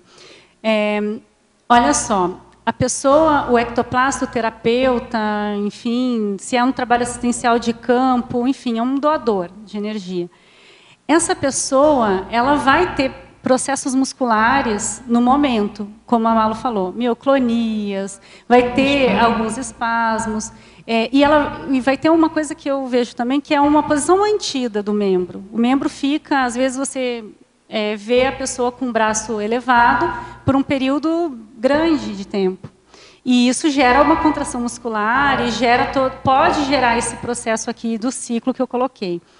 O que eu vejo? Se essa pessoa que faz isso não cuida do soma fora desses momentos, ela vai ter uma sobrecarga. Então, ela vai somar o processo. Somatório, e isso, ao longo de alguns anos, pode bater na porta. Pode vir a cobrança. É diferente daquela pessoa que vai ter esse momento, que vai durar 1 hora, 2 horas, enfim, vai ter esse processo, e ela vai desassimilar, ela vai fazer o seu exercício, ela se alimenta bem, ela tem um processo de cuidado com o soma em outros momentos que vai compensar esse momento somático. Agora, é bem importante se verificar isso, porque é o tempo de vida útil do profissional, se a gente for pensar nesse processo. Porque se a pessoa está com dor, eu cansei de ver colegas falando assim, eu não estou conseguindo mexeu o meu braço, eu estou afastada. Ó, a mão, o punho, porque o fisioterapeuta alonga muito o paciente passivamente, faz manobras. Então, tudo isso sobrecarrega, é pesado. Junto a isso, você trabalhando com energia, já tem uma sensibilidade maior, né, acontecendo ali. Então, eu vejo isso, deve-se existir um cuidado geral com isso, com o soma, porque senão aquele profissional ele vai ter um tempo de duração, de atuação menor do que ele poderia ter se ele tivesse esse cuidado sendo pensado desde o início. Não adianta também começar a pensar nisso, estou com 15 anos de carreira e agora vou fazer alguma coisa. Aí já é uma reabilitação e não uma prevenção, né? Ou até uma promoção de saúde, que é o que a gente até recomenda. A pessoa se antecipa ao problema, né? Em Pensenologia, página 31, segunda linha, quais as características do holopensene da empatia? E na terceira linha, dos parapensenes. Ok. O holopensene da empatia é isso, a pessoa exalar esse processo empático, que pode gerar uma simpatia também. A pessoa pode também ter esse processo... O interesse pelo outro, né? De interesse pelo outro. Então, eu vejo que isso acontece também pelas abordagens que aquela pessoa tem, não só durante a vida profissional, mas em tudo que ela faz. Ela ter esse cuidado com a outra pessoa.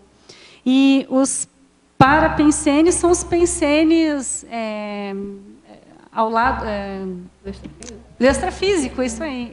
Você... E aí eu coloco aqui a questão de insights e de todas as orientações extrafísicas que podem acontecer ali durante o atendimento.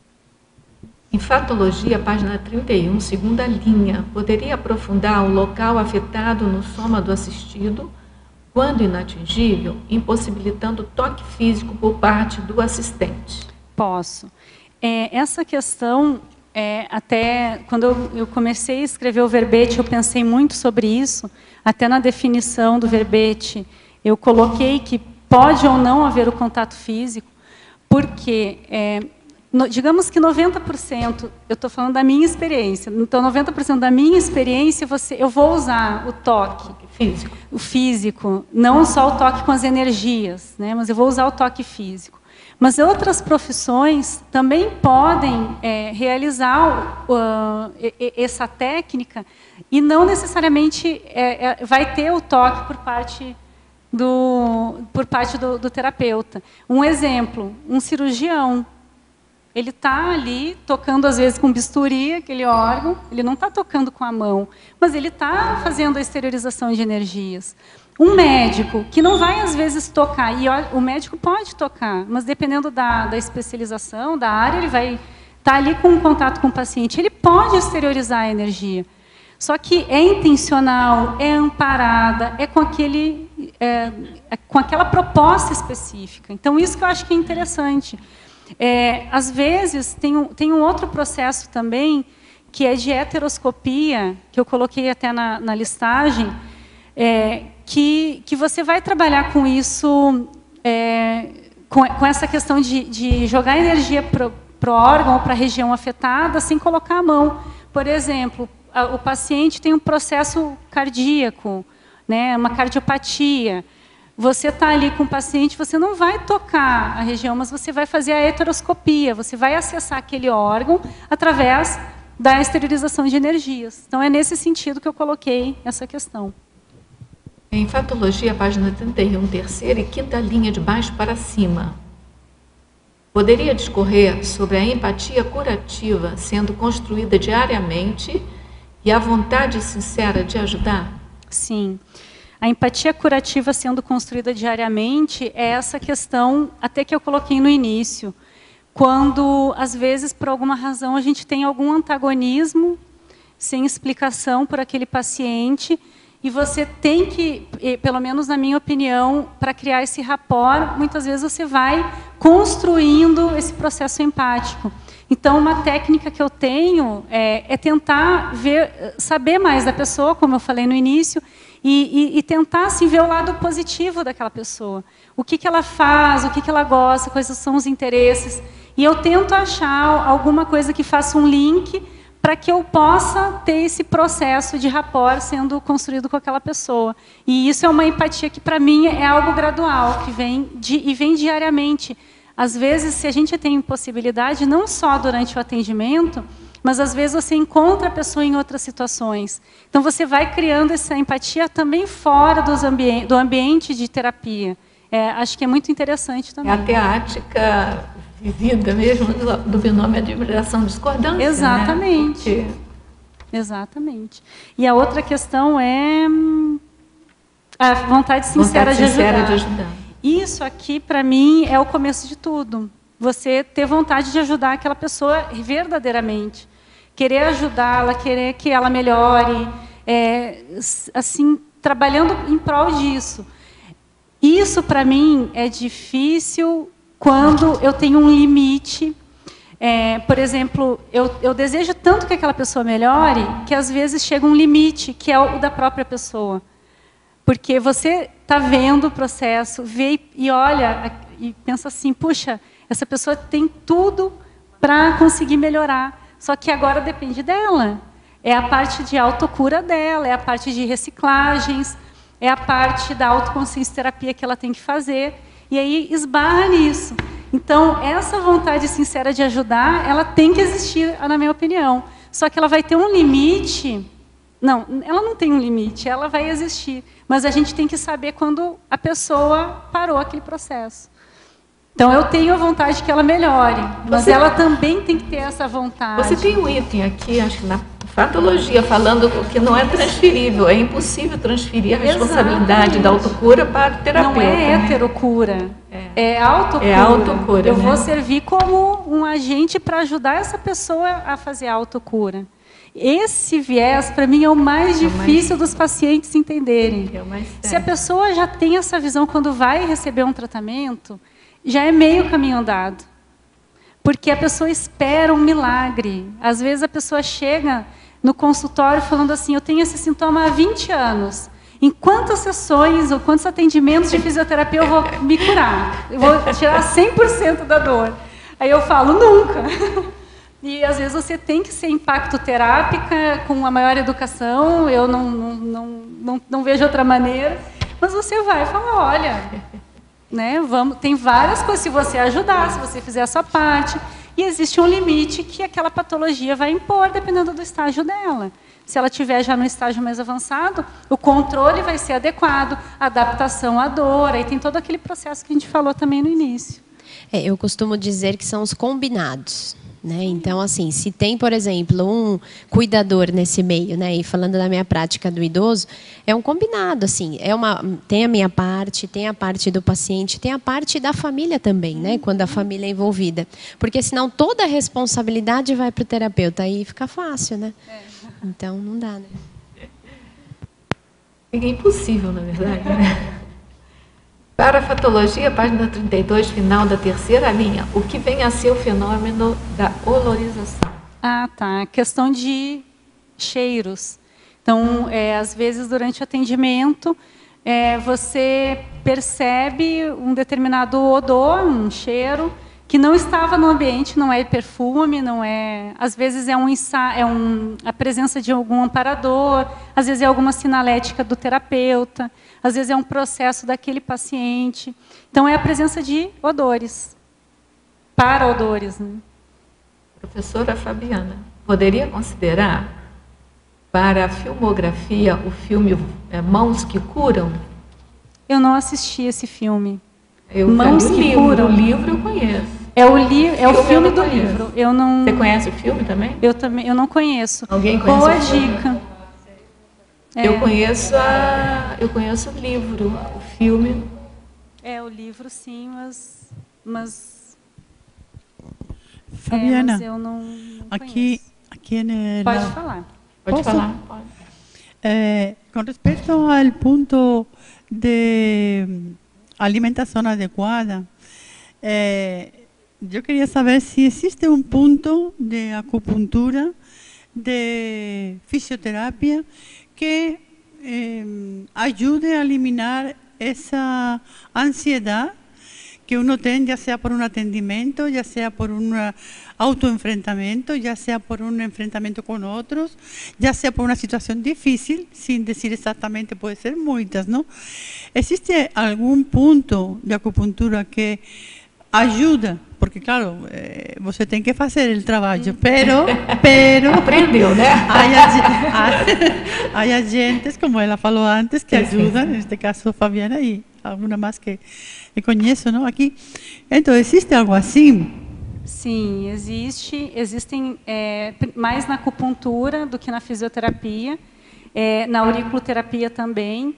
Então, quando nós trabalhamos com o processo de emagrecimento, tem todo um processo ali por trás, não é só... entra a questão de ansiedade, entra a questão dos fatores que estão provocando o ganho de peso. Então, tem tudo a ser colocado numa balança. E tem pontos, sim, o próprio ponto de ansiedade da orelha, pontos que vão regular esse desejo de doce, que para a medicina chinesa está muito relacionado ao baço, pâncreas. Então, a gente pode trabalhar com isso. Só que, bem como você falou, envolvem várias técnicas e é uma reeducação, é uma recém que a pessoa tem que fazer. Não é fácil. Eu já trabalhei em um spa, logo que eu me formei em acupuntura, eu trabalhei por uns 2 anos, 1 ou 2 anos nesse spa, só com pessoas obesas. E a dificuldade maior que eu encontrei com esse grupo de pacientes foi essa questão da ansiedade, mas a compulsão alimentar, e a pessoa, às vezes, não trabalhava o motivo que levava a isso, a questão de reciclagem. Ela vai, faz a dieta, faz as outras técnicas que podem ajudar a melhorar, né, essa ansiedade, enfim, o processo de desequilíbrio somático, mas ela não trabalha as recins que são necessárias. Mas existem formas de se ajudar, sim, Mercedes, que eu acho que é interessante ter essa preocupação da pessoa também verificar que sozinha, às vezes, ela não consegue resolver aquele processo. E ela pode contar com a ajuda de um profissional. É interessante a pessoa poder contar com diversos complementos, mas há uma decisão pessoal. Depois que a decisão pessoal foi tomada, aí ela usa os complementos, e não o contrário. Vamos ver se essa acupuntura diminui isso, para depois eu decidir. Porque a gente vê assim, se precisa dieta, é porque a auto-organização já falhou. Se precisou dieta, é porque a auto-organização já falhou. Salvo quando é uma dieta restritiva por algo que você adquiriu depois. Vamos supor, surgiu uma diabetes. A pessoa vai precisar de fazer uma reeducação nesse sentido. Agora, a organização pessoal, ela se reflete na forma com que a pessoa se alimenta, com que a pessoa faz tudo. Mas é que o alimento, ele sacia, ele atende a uma necessidade que não é só orgânica. Ele traz um misto também de satisfação, de prazer, e ele cala certos conflitos que a pessoa, às vezes, não quer trabalhar numa outra área. Sim. Então, um conflito afetivo, brigou com o namorado, come 10 caixas de bombom. É muito comum até ver isso no cinema, né? A menina em cima da cama chorando com uma caixa de lenço e outra de bombom.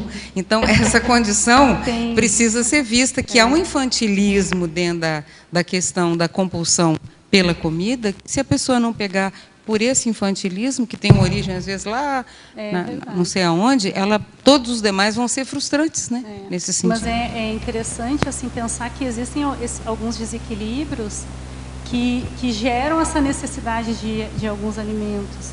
Então, às vezes, deficiência de vitamina B12.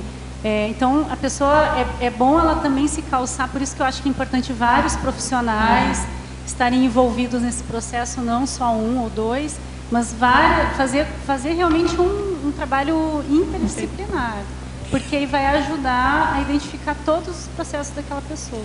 Mas, Fabiana, concordando plenamente com vocês, tanto Malu que falou como com você, eu, por exemplo, eu sabia isso quando eu cheguei aqui, não? Eu havia perdido o ritmo ya en España, ¿no? Entonces yo ya me obesité en España. No existe la palabra, mas todos saben qué quiero decir, ¿no? Entonces, cuando yo llegué, yo comencé a hacer ya todo ese trabajo sabes, de la consistoterapia, de la con 5 vallas, de un montón de cosas que me han ayudado mucho. Yo perdí 20 kilos, más en 4 años. No piensen en el milagre porque no existe. Entonces, ¿qué pasa? Falta algo, ¿sabes? Porque de repente você va consiguiendo y você ya tiene la mente bastante más clara de por dónde você no debe de ir y todo más, ¿no? Mas falta algo, de ahí que yo falara un poco con la pregunta de ese agente que también colabora, ¿no? Porque você está ahí y está, independientemente de todo, esta es mi segunda Resin 2, ¿no? Pero no sé las que voy a precisar, ¿sabes? Tampoco me interesa, yo voy caminando y estoy haciendo mi trabajo, pero falta, a las personas obesas les falta algo más, una ayuda externa, ¿sabes? Y no es la del dietista ni el nutriciólogo y tal, no, es una técnica, por eso pensaba yo, es mi pregunta, estaba por ahí, ¿no? Assim, Mercedes, isso que você está falando é bem importante, porque assim como você, eu já encontrei muitas pessoas que elas estão buscando alternativas, estão sendo proativas e chega um limite que alguma coisa ali para.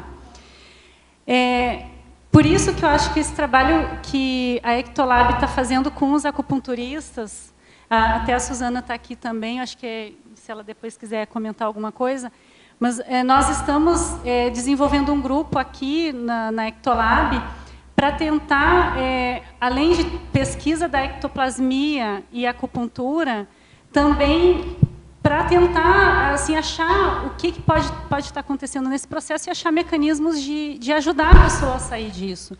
E, como eu falei antes, e até você também está muito autoconsciente disso, existe o limite da pessoa. É como se fosse algo de fora para ajudar essa pessoa a ver, a ter esse insight de algo que ela ainda não percebeu. Isso não tem uma regra pronta, né? Algo assim, faça isso ou faça aquilo. Mas, às vezes, vai ser algo que vai ser desenvolvido e que eu acho que, quando a gente acessa o nódulo holomnemônico daquele processo, daquela pessoa, acaba ajudando. Porque, às vezes, como a gente falou antes, tem a causa paragenética. Às vezes, não houve para você aquele momento de você chegar nesse ponto tão fundo. Aí, como chegar nesse ponto tão fundo, já tendo feito tudo, eu não sei como te ajudar a chegar nisso. Mas vai ter que chegar, para poder assim, tirar esse residual e resolver esse problema, esse processo. Certo. Posso? Desculpa. Pode? Então, tá. Bom, eu gostei bastante dessa parte dos procedimentos na argumentologia. Os 34. Ah, tá. Essa sequência aí, né, dos procedimentos dentro da interassistenciologia.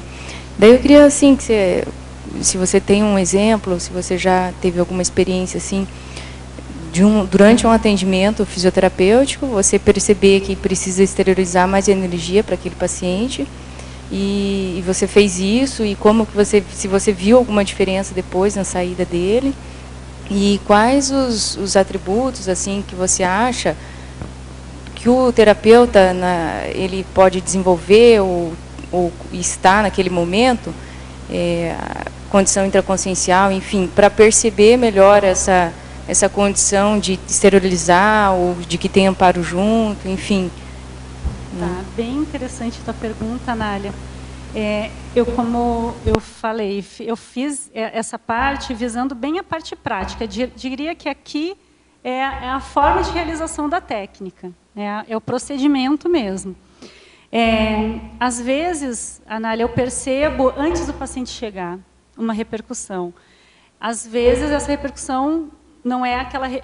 bate na minha sinalética como algo mais para negativo do que para positivo. Quando acontece isso, assim, eu identifico que tem um processo até de assédio mesmo naquele contexto, eu já vou preparada para o atendimento. Já é aquele paciente que às vezes até eu espero na sala de espera, porque eu não quero, às vezes, que naquele momento ele fique naquele conjunto com outros pacientes, sabe, conversando sobre condições sobre patologias. É aquele paciente que eu já vou assim, ter uma forma de observação dele diferenciada. Lá no estágio acontecia comigo aconteceu algumas vezes, antes de chegar a um determinado paciente, eu já disparar essa sinalética. Só que, quando isso não acontece, está tudo ok, digamos, não estou percebendo nada, chega o paciente, eu vou trabalhar, eu vou fazer essa exteriorização de energias, e na acupuntura isso é muito fácil de fazer, porque às vezes nós estimulamos manualmente os pontos de acupuntura. Todo paciente eu tinha isso como norma. Eu tocava em alguma parte do corpo desse paciente, seja para estimular um ponto da planta do pé, dependendo de acordo com aquele paciente. Às vezes eu finalizava com um trabalho de liberação de fáscias da região do couro cabeludo, da face mesmo, porque eu desejava fazer isso.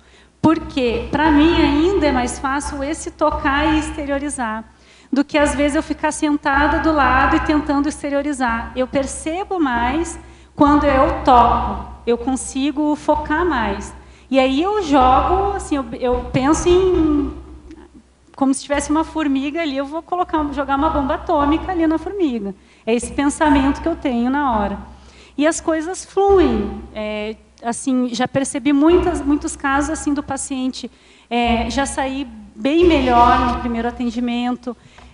Às vezes ele manter aquele processo, às vezes ajudar no processo como um todo daquele paciente, até da reciclagem dele, porque para mim isso limpa aquele organismo. É diferente, às vezes, só da fisioterapia em si, que na fisio a gente às vezes vai fazer um alongamento, uma manobra, e a gente acaba focando muito na manobra e pouco nesse contato energético. Então, primeiro eu tento fazer essa desvinculação e trabalhar tocando. E isso que foi o que eu vi que deu mais certo. Não sei se te respondi, Anália. Acho que está ligado. Essa condição, então, do terapeuta também, ele está sempre lúcido, né, para essa parte extrafísica e tentar estar antenado, vamos dizer assim, né? Porque senão a gente entra no automatismo e daí você não acaba ajudando, às vezes, o tanto que poderia, às vezes é só um atendimento a mais, uma técnica a mais e pronto, né? Isso eu falo, Anália, assim, não é sempre que eu consigo fazer isso que eu estou falando. Por isso que eu falo, esse verbete aqui é o que eu identifico que seria o principal, prioritário. É a questão de fazendo e fazendo, fazendo até ficar como um hábito, né? Até aquilo ser natural, você fazer isso com todos. Isso. Né? Para mim, isso aqui é uma fixação do que eu espero um dia chegar, completamente. Agora, eu vou dizer, às vezes eu não gostava quando eu tinha paciente um atrás do outro. Isso, para mim, era o pior. Então, às vezes, você tem 4, 5 pacientes na sequência. E não dá tempo nem de ir ao banheiro, de você dar aquela pausa. E eu não tinha como, até porque eu trabalhava. Hoje eu não estou mais atendendo, porque eu estou no doutorado. Então, eu deixei, desde o final do ano passado, os atendimentos. Mas eu não tinha muita opção de escolha, porque eu trabalhava numa clínica que eles marcavam. E não tinha como, vou marcar 1h30 para ter essa meia hora de desassimilação. Não tem. Então, eu tentava ir trabalhando com energia, mas é nítido quando você consegue fazer tudo como deve ser. Tudo redondinho. E mesmo assim, eu ainda digo uma coisa. Só de você pensar, de ter autoconsciência, mesmo que você não consiga fazer 100%, você já faz mais do que a média aí faz. E vai criando sinapses disso, né? Sinapses até estabelecer. Eu vejo assim, como depoimento de Consim Cobaia, no caso, que eu sou o paciente, vocês estão lá, eu estou cá. Então, veja bem, eu noto que se torna, sim, uma segunda natureza e que muito desse verbete já está praticamente, vamos dizer assim, inerente à sua prática clínica. Porque não é uma questão forçada, não precisa mais forçar isso. No seu contexto, por exemplo, eu noto que é perfeitamente natural, já faz parte do processo. E outra questão que vale a pena mencionar é a parapreceptoria desse tipo de trabalho, que ele é automático, você chega e percebe a presença da Consciex que está atendendo junto com você e que ela já tomou as iniciativas. Então, já foi feito, o protocolo todo anterior já foi feito, já está começando o trabalho direto. Então, eu noto assim, que tem muito mais para explorar nisso, do ponto de vista do relato dos pacientes. Tem o seu, mas tem o outro, que é o estudo clínico dos casos atendidos, que eu considero que isso é uma parte seríssima de você pegar na cabeça da pessoa direto pelo corono chakra e começar a trabalhar direto pelo corono chakra. Bom, gente, que isso vai ser evidente. Tá certo. Eu vou pedir licença a vocês.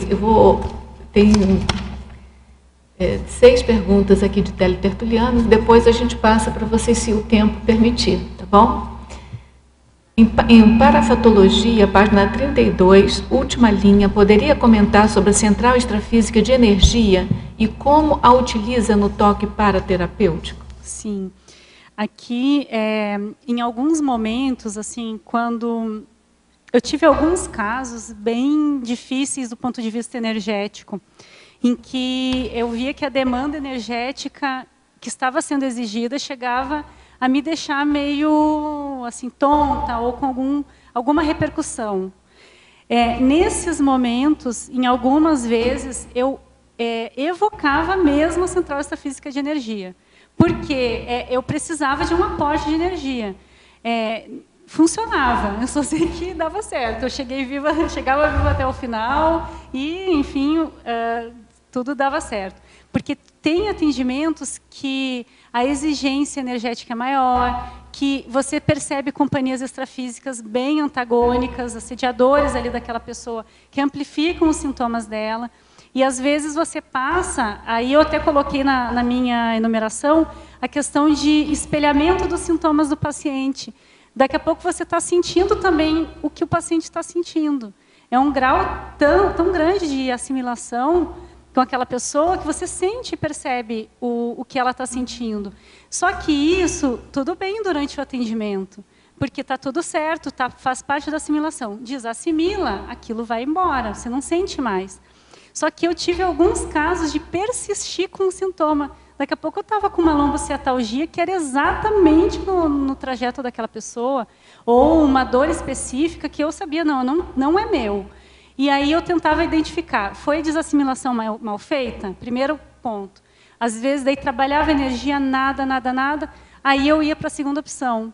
É assédio, que às vezes está até potencializando aquele processo naquela pessoa. Eu ia para a TENEPS e aí passava. Para mim, o divisor de águas foi a TENEPS.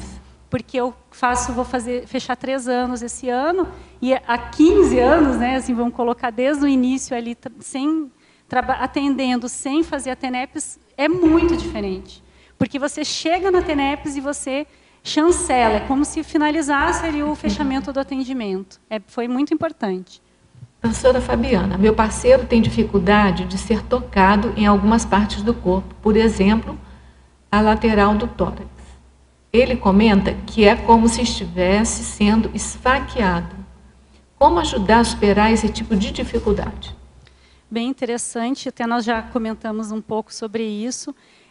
Eu vou falar aqui de uma questão que não foi falada ainda, que tem total relação com isso que você está perguntando. As energias terapêuticas provocando a para-restauração de doenças de base paragenética. Uma coisa é algo físico, ele pode ter algum processo de neuralgia que provoque uma sensação similar ali a facadas, até pode. Primeiro investiga fisicamente se existe alguma coisa. Se não existe nada físico, aí a gente vai para a parte energética. E para mim isso aqui você pode ajudá-lo a trabalhar. Você pode trabalhar fazendo uma dessensibilização e exteriorizando energia para essa região. Porque se ele tem algum nódulo holomnemônico, algum processo enraizado na paragenética, você pode ajudar, mesmo sem ser profissional da área da saúde, mas você pode ajudá-lo a melhorar esse processo. Então, é bom primeiro distinguir se é físico ou não, e aí trabalhar com energia mesmo, ajuda. É como um arco voltaico que você vai fazer na região onde ele tem essa dificuldade. Em Parafatologia, página 32, sexta linha, estariam esses 3 itens interligados? os bloqueios energéticos superficiais, os bloqueios energéticos enraizados na paragenética e o nódulo holomnemônico desencadeador de sintomas atuais. Poderia aprofundar? Sim, esses 3 estão ligados junto com um quarto, que é os bloqueios de energia provocados por patologias somáticas, que seria um caso mais pontual, mais leve ou mais superficial, como também está citado no início.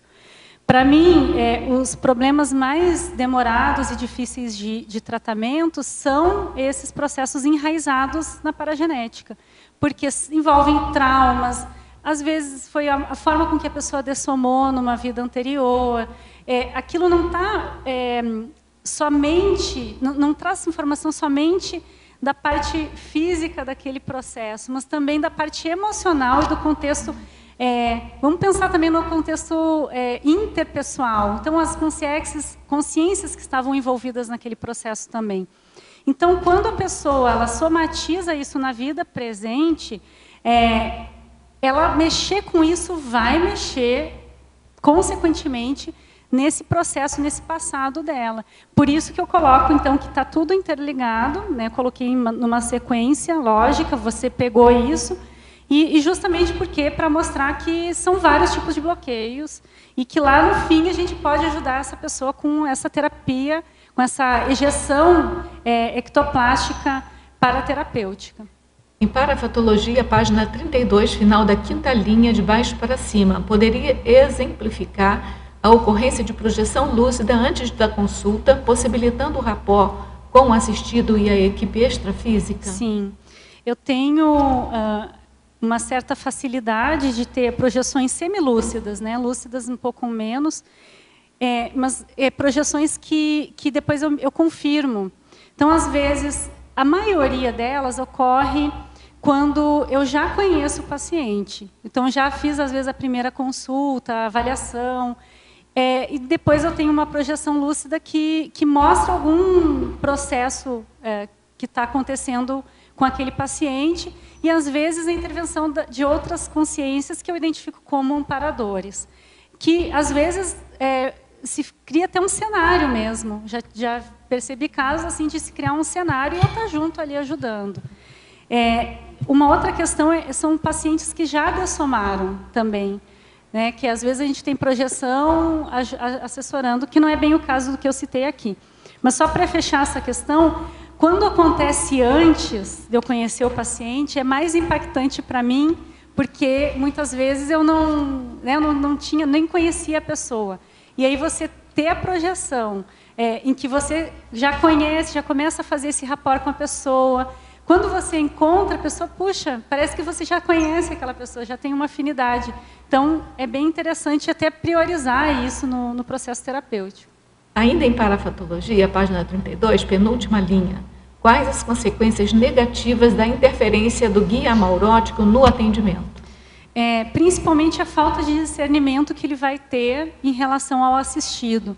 Porque muitas vezes ele está relacionado, até tem uma boa intenção com aquela pessoa, mas está no mesmo nível que ela.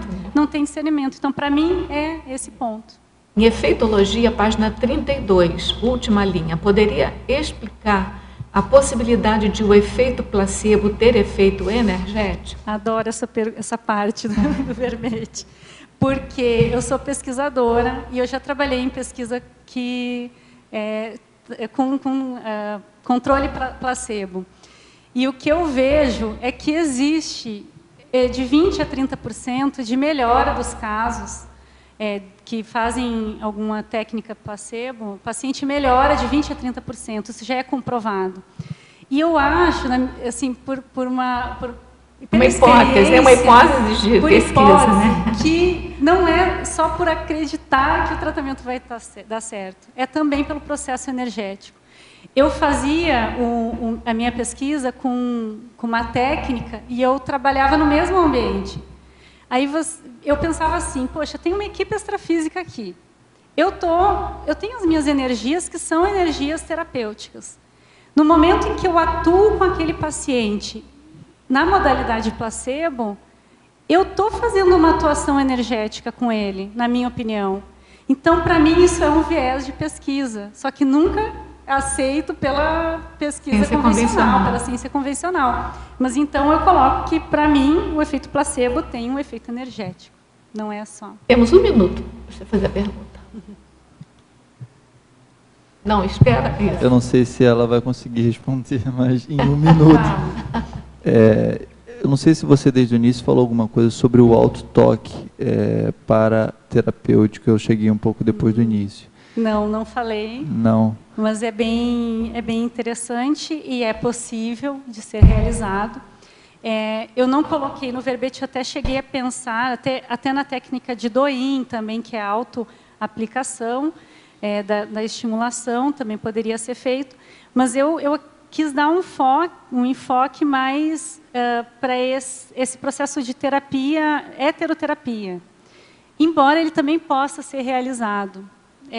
Inclusive, nós damos isso como orientação, muitas vezes, para o paciente.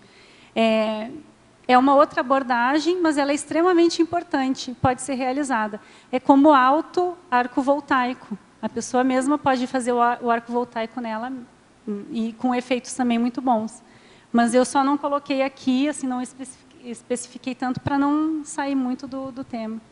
O objetivo é o que vem de fora. Obrigado.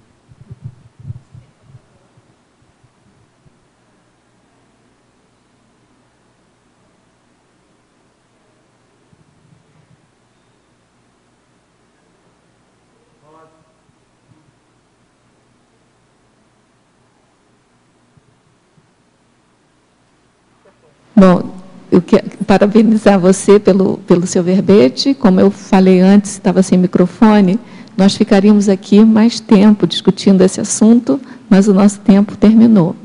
Quero agradecer a presença de todos vocês, a presença virtual, né, de todos os teletertulianos, agradecer as perguntas que movimentaram o nosso debate, e aguardamos vocês nos próximos dias de verbete e passamos, então, para os nossos comerciais.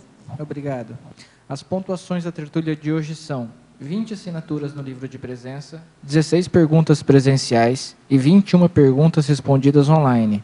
Hoje nós temos 2 recados. A Mercedes, com seminário de pesquisa com a temática Reeducação em Saúde Consciencial, e o João Luiz, com curso EAD do IPC.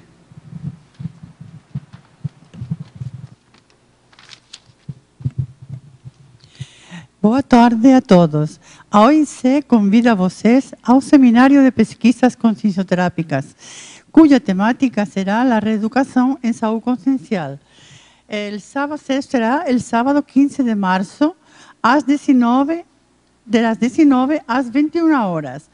Algunos temas a serem debatidos será a saúde integrativa, como é a reeducação holosomática, a habilidade parapsíquica mental somática criativa, teoria conscienciológica da autocriatividade, código pessoal de saúde. Os pesquisadores serão Malu Balona e Roberto Almeida. É uma atividade gratuita.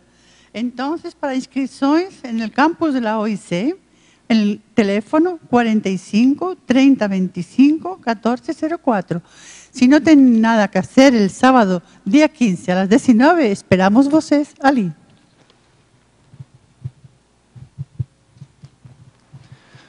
Boa tarde a todos. O IPC lança seu primeiro curso de ensino à distância, é o curso de Projeciologia à distância. A obra é o Projeciologia, do professor Valdo Vieira. Começa o primeiro curso dia 25 de março, onde existe uma plataforma de ensino à distância, onde o aluno do outro lado imprime um material em torno de 500 páginas, falando sobre projeciologia. Durante o curso, a partir da 5ª aula, começamos a trabalhar com os alunos à distância num projeto FLAIN, onde desenvolvemos um local dentro do Instituto, onde teremos um ambiente, onde será feito um número randômico no computador, onde ninguém vai saber esse número, onde as pessoas são convidadas a aplicar técnicas projetivas, depois vão responder um fichário para verificar se obteram resultado ou não na projeção consciente, com o objetivo de verificar esse número randômico. Para maiores informações, entre no site do Instituto, que é iipc.org. Obrigado.